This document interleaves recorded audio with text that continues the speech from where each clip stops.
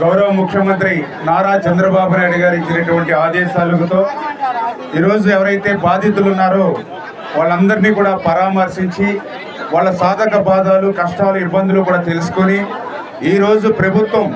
యుద్ధ ప్రాతిపదికన మీకు ఏదైతే సాయం అందిస్తున్నారో అంటే ఏదైతే ప్రతి కుటుంబానికి కూడా 25 కేజీల బియ్యం, కందిపప్పు,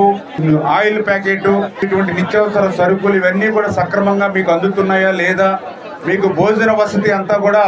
సక్రమంగా రుచికరంగా ఉంటుందా లేదా, అదేవిధంగా టాయిలెట్స్ కానీ త్రాగునీరు సమస్యలు వంటి ఏవైతే ఉన్నాయి, అదేవిధంగా శానిటేషన్ సమస్య ఎట్లా ఉంది, వీటన్నిటినీ కూడా క్షేత్రస్థాయిలో పరిశీలించమని, అదేవిధంగా ఏదైతే మీకు ఇంకా ఇతరత్రా ఉండేటువంటి సమస్యలు ఏవైతే ఉన్నాయో వాటి పరిష్కారానికి కూడా తగినటువంటి సూచనలు ఆ ప్రభుత్వానికి అందించాలనే ఉద్దేశంతో ఈరోజు మరి మంత్రుల బృందాన్ని పర్యటించమని కోరగా ఈరోజు మీ దగ్గర రావడం జరిగిందని. ఏదైతే ఇక్కడ R&R కాలనీ ఉంది, ఆ రోజు చంద్రబాబు నాయుడు గారి హయాంలో మనం ఈరోజు R&R కాలనీ మనం నిర్మాణం చేసుకున్నాం. మనం అడుగుతూ ఉన్నాం, గత వైఎస్ఆర్సీపీ ప్రభుత్వం 5 సంవత్సరాల్లో మరి R&Rకి సంబంధించి కాలనీకి ఒక్క అరబస్తా సిమెంట్ కానీ ఒక్క రూపాయి కానీ ఖర్చు పెట్టినటువంటి పాపాన పోలా. ఈ రాష్ట్రం కోసం, రైతుల కోసం ఈరోజు త్యాగం చేసినటువంటి నిర్వాసితులు ఎవరైతే ఉన్నారో వాళ్ళని ఆదుకోవడం అనేది ఎన్డీఏ ప్రభుత్వం మా యొక్క ప్రధానమైనటువంటి బాధ్యత, మా ప్రథమ ప్రాధాన్యత అని చెప్పి, అందుకే ప్రభుత్వ పరంగా కూడా ఏదైతే ఈ యొక్క కాంటూర్లో ఎప్పుడైతే ఈ యొక్క ముంపుకు గురి అయ్యేటువంటి ప్రాంతం ఏదైతే ఉందో వాళ్ళందరికీ కూడా త్వరితగతిన R&R ప్యాకేజ్ ఇచ్చి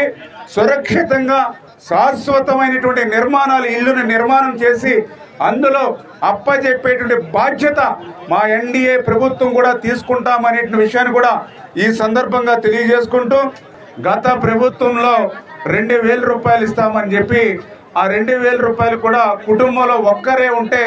ఒక్కరికే 1000 రూపాయలు ఇచ్చినటువంటి పరిస్థితి ఉంది. మేము కూడా ఆ రోజు ప్రశ్నించాం, ఫ్యామిలీ అంటే ఫ్యామిలీయే, మీరు ఒకరుంటే 1000 రూపాయలు ఇస్తే మరి ఆ కుటుంబంలో నలుగురు ఉన్నారు, 4000 ఇస్తారంటే లేదనేవారు. అందుకే ఈరోజు కలెక్టర్ గారు కూడా చెప్పడం జరిగింది, ప్రతి కుటుంబానికి కూడా 3000 రూపాయలు ఒక్క రూపాయి కూడా తగ్గకుండా మీ చేతుల్లో పెట్టాలి. ఏదైతే మీకు నష్టం వస్తే ఈరోజు మంత్రులుగా ఈ రోజు రావడం కాదు, వారం రోజుల క్రితమే భద్రాచలంలో వస్తున్నటువంటి వరద నీటిని లెక్కించి భద్రాచలం నుండి మళ్ళీ 24 గంటలు 30 గంటల్లో ఏదైతే పోలవరానికి వరద వస్తుందో లెక్కించి, అంటే ఎంత ఇన్ఫ్లో వస్తుంది ఎంత అవుట్ఫ్లో అవ్వాలనేటువంటి ఆలోచనతో చంద్రబాబు నాయుడు గారు సంబంధిత వరద బాధిత జిల్లా కలెక్టర్లతోటి ఎస్పీలతోటి అర్ధరాత్రి సైతం మరి చంద్రబాబు నాయుడు గారు మాట్లాడారని అంటే మీ పట్ల, వరద బాధితుల పట్ల, నిర్వాసితుల పట్ల చంద్రబాబు నాయుడు గారికి ఉన్నటువంటి ప్రాధాన్యత అన్నింటి విషయాన్ని కూడా మరొక్కసారి మీకు దృష్టికి తీసుకొస్తూ, మళ్ళీ మధ్యలో కూడా 2 సార్లు ఎప్పటికప్పుడు కాన్ఫరెన్స్లు తీసుకుంటూ నిన్న అసెంబ్లీలో కూడా స్వయంగా ఆయన తీర్మానం పెట్టడంతో పాటుగా మరి నిన్న కూడా ఆయన స్వయంగా మాట్లాడి ఏదైతే మీకు అందించేటువంటి సాయాన్ని కూడా స్వయంగా ఆయన అందించారు. ఇంకా భవిష్యత్తులో మీకు ఏం చేయాలో కూడా మరి మంత్రుల బృందాన్ని పరిశీలించమని చెప్పారు. అదేవిధంగా ఇక్కడ ఏదైతే పెదవాగు ఆ తెలంగాణ మరి వాళ్ళ